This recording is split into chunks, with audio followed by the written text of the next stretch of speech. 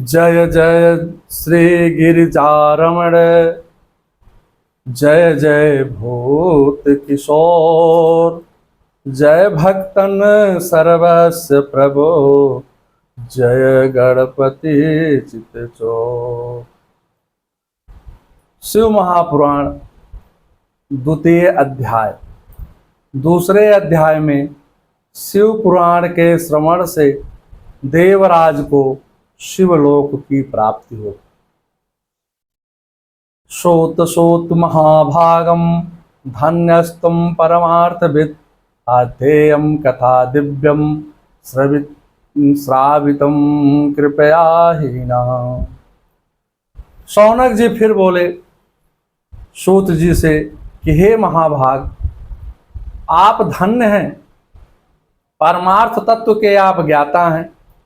आपने कृपा करके हम लोगों को यह बहुत अद्भुत एवं दिव्य कथा सुनाई है। हमने यह पाप नाशनी, मन को पवित्र करने वाली और भगवान शिव को प्रसन्न करने वाली अद्भुत कथा आपसे सुनी है। इस पृथ्वी पर इस कथा के समान और कल्याण का सर्वश्रेष्ठ साधन दूसरा और कोई नहीं है। यह बात हम सब ऋषिगण आज आपकी कृपा से समझ गए और निश्चय पूर्वक ही समझ गए। हे सूत जी, कलिकाल में इस कथा के द्वारा कौन कौन से पापी शुद्ध होते हैं और कृपा करके वह सब बताने की कृपा करें और इस जगत को कृतार्थ कीजिए। के विशुद्धात्म कथयम पापनि कलो, वादम तान कृपया श्रोतम कितार्थम भुवनम कुरु। इस प्रकार से शौनक जी की बात को सुनकर के सूत जी कहते हैं, ए मानवा पाप कृतो दुराचाराति खला, कामाग्नि निरताम नित्यम ते अपि शुद्धत्नेन वै, ज्ञान यज्ञम परो अयम वै भुक्ति मुक्ति प्रदा सदा, शोधन सर्व पापानाम शिव संतोष कारिका। सूत जी कहते हैं, मुनिश्रेष्ठ, जो मनुष्य पापी, दुराचारी, दुष्ट प्रभाव, खल तथा काम क्रोध आदि में निरंतर डूबे रहने वाले हैं, वे इस पुराण में से अवश्य ही शुद्ध हो जाते हैं। वास्तव में यह कथा उत्तम ज्ञान यज्ञ है, जो हमेशा सांसारिक भोग और मोक्ष को देने वाला है, सभी पापों को नष्ट करने वाला है और भगवान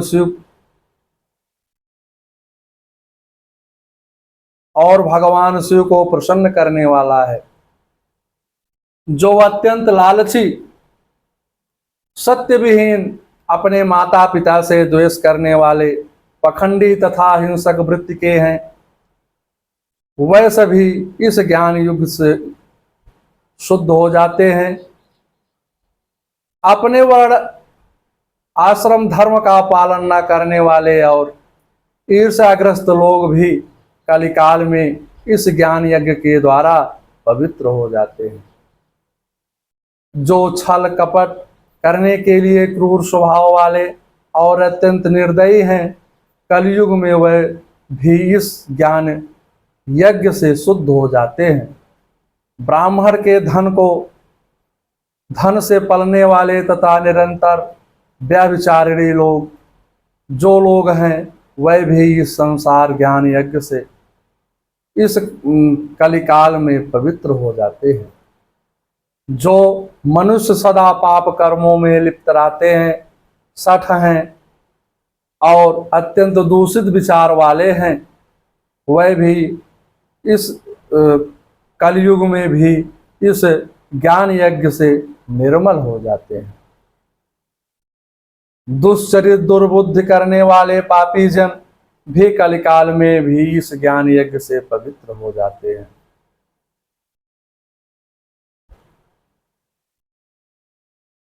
ब्रह्मष्टभुषम सततम व्याभिचाराशताम ये ज्ञान यज्ञेन तेनेन समुत्पन्नम कलावपि सदा पाप्रता चा ये सठा सस्य दुराशया ज्ञान यज्ञेन तेनेन समुत्पन्नम कलावपि पुराणस्य पूर्णं संमहापात्नाशनं भुक्तिमुक्तिप्रदं चैव शिव संतोष हेतुके। इस पुराण के श्रवण का पूर्ण बड़े बड़े पापों को नष्ट करता है, सांसारिक भोग तथा मोक्ष को प्रदान करता है और भगवान शंकर को प्रसन्न करता है।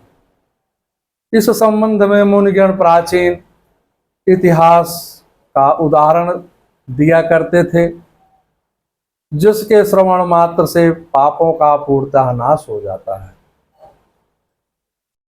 बहुत पहले की बात है कि किरात नगर में एक ब्राह्मण रहता था, जो अज्ञानी, दरिद्र, रस बेचने वाला तथा वैदिक धर्म से विमुख था। वह स्नान, संध्या आदि कर्मों से भ्रष्ट हो गया था और वैश्यावृत्ति में तत्पर रहता था। उसका नाम देवराज था। आसीत किरात नगरे ब्राह्मणो ज्ञान दुर्लभा दरिद्रो रस विक्रेतम वेद धर्मम पराक्रमम। वह अपने ऊपर विश्वास करने वाले लोगों को भी ठगता रहता था। उसने ब्राह्मणों, क्षत्रियों, वैश्यों, शूद्रों तथा दूसरों को भी अनेक बहानों से मार करके उनका धन हड़प लेता था। बाद में उसे धर्म से बहुत सा धन अर्जित कर लिया, परंतु उस पापी का थोड़ा सा भी धन कभी भी धर्म कार्य के लिए में नहीं लगा। अधर्मम बहुवित्यान पापाश्चैन जितानि वे ना धर्माय धनम तस्या स्वल्पम मेह पापनि। एक दिन वह ब्राह्मण एक तालाब पर नहाने गया। वह शोभावती नाम की एक वेश्या को देख करके अत्यंत मोहित हो गया। उसके रूप गुण पर मोहित हो गया। वह बहुत ही सुंदर थी। वह सुंदरी भी उस धनी ब्राह्मण को अपने वश में कर लिया और ऐसा जान करके वह प्रसन्न हुई, वह बहुत धनवान है। आपस में वार्तालाप उनमें प्रीत और उत्पन्न हो गई। जब एक दूसरे से वह दोनों आपस में वार्तालाप की तो प्रेम बढ़ गया और उस प्रेम के कारण वह ब्राह्मण ने उस वेश्या को अपना पत्नी बनाया। पत्नी बना उस वेश्या ने उसे अपना पति भी स्वीकार कर लिया। इस प्रकार कामवश होकर के दोनों बहुत समय तक विहार करते रहे। बैठते, सोते, सोने, खाने पीने तथा क्रीड़ा में वह दोनों निरंतर पति पत्नी की तरह व्यवहार करने लगे। अपने माता पिता तथा पत्नी को बार बार रोकने पर भी पाप कृत्य में वह संलग्न रहता था। वह ब्राह्मण उनकी बात नहीं मानता था। एक दिन रात में उस दुष्ट ने ईर्ष्यावश अपने सोए हुए माता पिता और पत्नी को मार डाला और उसका सारा धन चुरा लिया। वेश्या में आसक्त चित्त वाले उस कामी ने अपना और पिता का आदि का सारा धन उस वेश्या को दे दिया। वह पापी अभ्यक्ष भक्षण तथा मद्यपान करने लगा। भाई जी करे पास ज्यादा धन आई है, वह जो बाटे वह परिश्रम से न आए, चोरी से आए, बेईमानी से आई है, तो ओका वही प्रकार से खर्च करे। जब वही प्रकार से होकर बुद्धि नष्ट हो जाए तो धर्म कार्य में वह अपना कार्य नहीं कर सकता है, तो वह धर्म के मार्ग पर ही चलेगा। इसलिए वह ब्राह्मण उस वेश्या के साथ ही पात्र में सदा झूठा भोजन करने लगा। मतलब एक ही साथ है दोनों पत्नी खाई लिया गए। एक दिन घूमता घामता हुआ देवलोक से प्रतिष्ठानपुर कहाँ है? वर्तमान के झूसी प्रयागराज में। वहां पर जा पहुंचा। वहां उसने एक शिवालय देखा, भगवान शिव जी का मंदिर देखा। वहां जहां बहुत से साधु महात्मा एकत्र हुए थे। देवराज उस शिवालय में रुक गए और वहां उस ब्राह्मण को बहुत तेजी से ज्वर आ गया, माने बुखार हो गया। उस ज्वर के से उसको बहुत पीड़ा होने लगी। वहां एक ब्राह्मण देवता शिव पुराण की कथा सुना रहे थे, जिसमें ज्वर में पड़ा हुआ देवराज ब्राह्मण के मुखारबिंद से निकली हुई उस शिव कथा का निरंतर सुनता रहा। जब जीव असहाय हो जाता है, उठने बैठने सोचने चलने फिरने के लायक नहीं रहता है, तब वह भगवान का स्मरण करता है और लास्ट समय में जो भगवान का भी स्मरण कर ले तो उस जीव की मुक्ति हो जाती है। लेकिन ऐसे बिरले जीव का ही होता है, या तो उसके पूर्व जन्म का कोई पुण्य होता है तभी वो सब अंत समय में भगवान का नाम आता है, नहीं तो फिर नहीं आता। वैसा ही उस ब्राह्मण के साथ हुआ। शिव मंदिर पर पहुंचा, ज्वर से पीड़ित था, भगवान शिव की कथा हो रही थी, उस कथा में संपूर्ण ध्यान अपना लगा दिया। अंत भला तो सब भला कहते हैं लोग कि अगर अंत में ही भगवान का स्मरण हो जाए तब भी जीवन धन्य हो जाता है। 1 मास के बाद वह ज्वर से अत्यंत पीड़ित होकर के परम धाम को चला गया। यमराज के दूत आए और उसे पाशों में बांध करके बलपूर्वक यमपुरी को ले गए। इतने में ही शिव लोक से भगवान शिव जी के पार्षदगण आए और उनके गौर अंग कपूर के समान उज्जवल थे, हाथ में त्रिशूल से सुशोभित हो रहे थे। उनके संपूर्ण अंग भस्म से उद्भासित थे और रुद्राक्ष की मालाएं उनके शरीर की शोभा बढ़ा रही थी। वह सब के सब क्रोध करते हुए यमपुरी गए और यमराज के दूतों को से मार पीट कर बारंबार धमका करके उन्होंने देवराज को उनके चंगुल से छुड़ा लिया और अत्यंत अद्भुत विमान पर बैठ करके वह सब कैलाश को गए। कैलाश को जाने के लिए जब उद्यत हुए यम के भगवान शिव के गण, तो उस समय यमपुरी में बड़ा भारी कोलाहल मच गया। भाई अगर कतौ मारपीट हो, झगड़ा लड़ाई हो तो हल्ला हो गई के हल्ला हो तो घरे के मुखिया बहरे निकरबई करेंगे। वही से जब उस ब्राह्मण को यम के पार्षद यमलोक ले गए मरने के बाद, तो वहाँ शिव के गण भी आए और शिव के गण मारपीट करके यम के पार्षदों को भगा करके उस ब्राह्मण को अपने साथ ले जा रहे थे।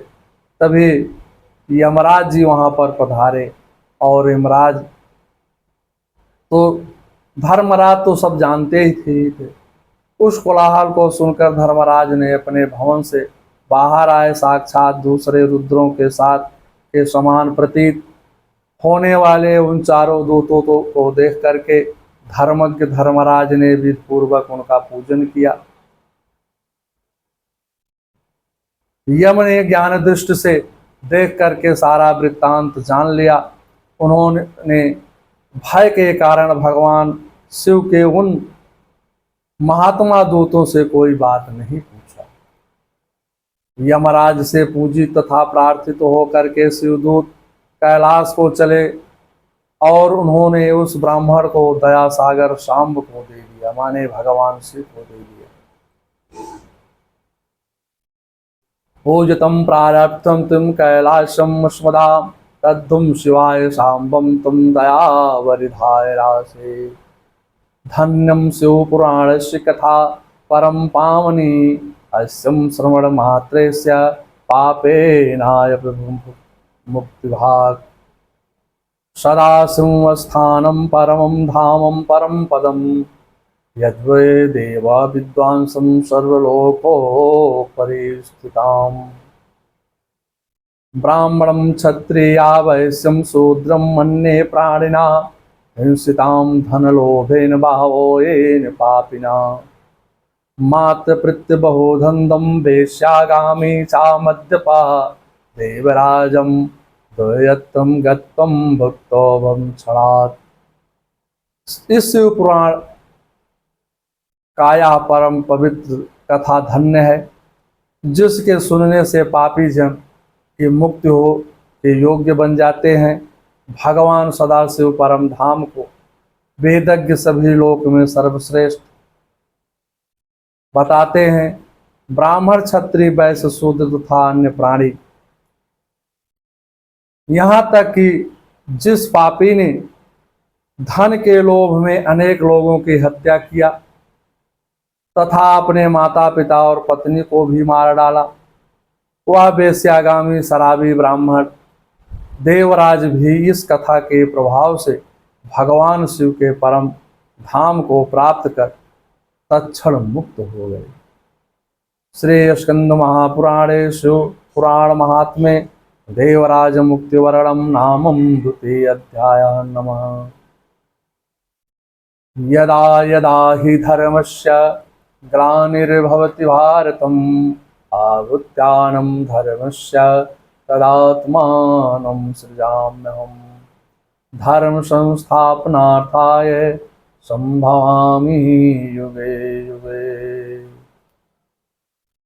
ओम नमः शिवाय।